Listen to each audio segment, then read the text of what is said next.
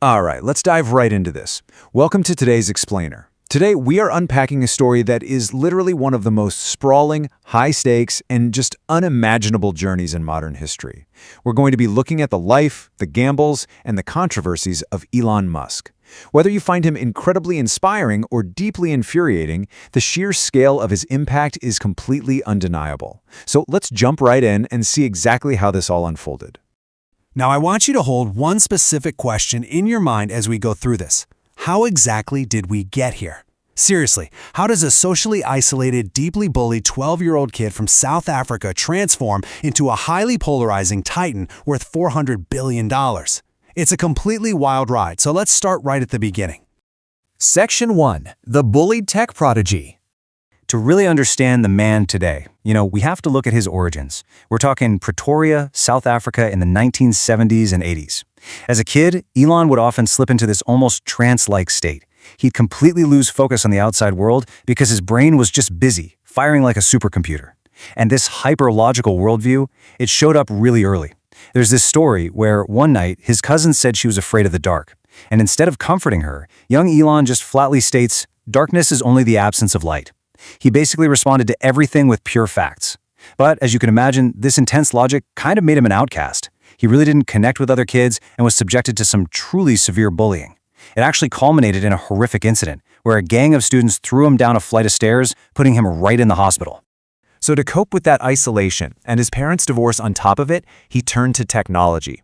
At age 10, he begged for and finally got a computer. And get this, it had just 5 kilobytes of memory. Barely anything. It came with a programming workbook that was supposed to take 6 months to get through. Well, Elon stayed awake and finished the whole thing in 3 days. By the time he was 12, he had actually coded his own space shooter game called Blaster and sold it for $500. I mean, this is the absolute earliest proof of that relentless, borderline obsessive work ethic we see today. Section 2. The PayPal fortune. Realizing his ambitions were just way too big for South Africa, a 17-year-old Elon moved to North America, and he arrives in the US right as the dot-com boom is revving up. He moved incredibly fast. In 1995, he and his brother Kimball started Zip2. Think of it as an online city directory with maps way before Google Maps was even a thing. Elon was coding day and night while Kimball literally sold door to door.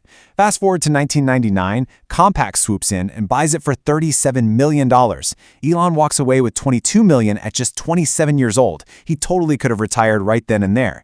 Instead, he takes $12 million of it and immediately pivots. He decides to disrupt a massive, slow-moving industry, banking. He takes that money and launches an online bank called X.com. Now, think back to 1999 for a second. People barely trusted online shopping back then, let alone online banking. So how do you actually get users? Well, you literally pay them. His brilliant growth hacking strategy centered around one magical number: $20. Every single new user who joined X.com got a free $20 to spend, plus a $10 referral bonus. It was wildly expensive, sure, but it worked flawlessly. They captured 200,000 users in just 2 months. Unbelievable. But here's the thing, he wasn't the only one trying this. A guy named Peter Thiel had launched PayPal, and the two companies were basically burning millions trying to destroy each other. So to avoid mutual ruin, they merged. But man, this newly merged company was a total powder keg. For one, the employees hated the X.com name. They all wanted PayPal. On top of that, Musk exhibited this incredibly ruthless, micromanaging leadership style.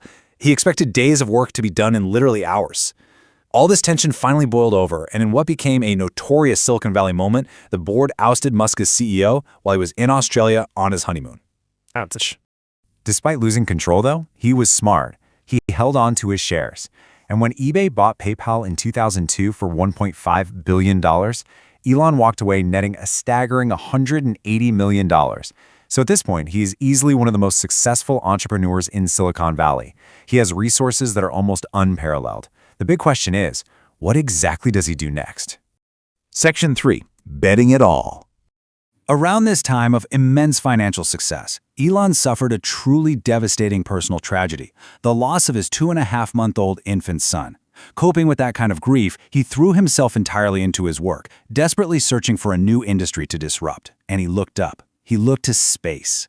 When he found out NASA had no concrete plans for Mars, he just decided, well, he would do it himself. He actually flew to Russia with a $20 million budget, hoping to buy 3 intercontinental ballistic missiles. The Russians? They completely blew him off, didn't take him seriously at all, and demanded $21 million for just one missile. So, dejected, the team boards the flight home. But on that flight, Elon was furiously typing away on his laptop. Suddenly, he turns to his team and declares, "We'll build the rockets ourselves." This radical pivot, it perfectly captures his first principles way of thinking. You see, on that laptop, he had calculated that the actual raw materials of a rocket only accounted for about 2 to 3% of its final cost. The rest of that massive expense came from a totally bloated process. Traditional aerospace companies kept their design and manufacturing teams completely separate, and they relied heavily on these slow, very expensive third-party suppliers. SpaceX, which he founded in 2002, completely threw out that playbook. They combined the teams under one roof and aggressively pursued vertical integration, meaning they started building the engines, the fuel tanks, the components, all of it, entirely in-house. The goal here was drastic disruption. Just look at this staggering contrast. Traditional aerospace charged around $70 million to put a payload into low Earth orbit. SpaceX, they promised to build their first rocket, the Falcon 1, and launch that exact same payload for just $7 million. That's a 90% reduction. It was a massive, almost unbelievable promise to make. And, as if completely upending the entire aerospace industry wasn't enough on its own, he decided to do the exact same thing to the auto industry at the exact same time. He found this tiny little startup called Tesla Motors and poured $6.5 million of his own money into it. The vision was simple. Stop making slow, ugly electric cars. Instead, let's string together thousands of lithium-ion laptop batteries to build a high-performance, incredibly fast electric sports car, the Roadster. He wanted to make clean energy aspirational, not just practical. Section 4. Surviving the 2008 Crucible. If you take absolutely anything away from this explainer, let it be the events of the year 2008. Because this is where the entire empire was pushed to the absolute brink of annihilation. I mean, everything collapsed at once. SpaceX's Falcon 1 rocket, the first launch caught fire and crashed. A year later, the second launch spun completely out of control. The third launch exploded midair. $100 million was completely burned up. Meanwhile, over at Tesla, the cost to manufacture the Roadster had ballooned to $100,000 per car, which totally destroyed their business model. And on top of all this, the 2008 global financial crisis hits. Nobody, and I mean nobody, was giving out money. At this point, any logical business person would just let one company die to save the other, right? But remember, we established pretty early on that Elon's logic is different. He flat out refused to let either die. He took the ultimate all-in move. He sold off his prized McLaren sports car, liquidated his personal assets, and poured his last remaining dollars into Tesla just to keep the lights on for a few more days. All of this while simultaneously managing a literal do-or-die fourth launch for SpaceX. And the turnaround that followed was nothing short of miraculous. In August, that third rocket explodes. SpaceX has money for exactly one more launch. If it fails, the company's dead. December 2008, the fourth Falcon 1 lifts off, and it succeeds. It actually reaches orbit, making SpaceX the first private company to ever do so, and that immediately lands them a $1.6 billion NASA contract.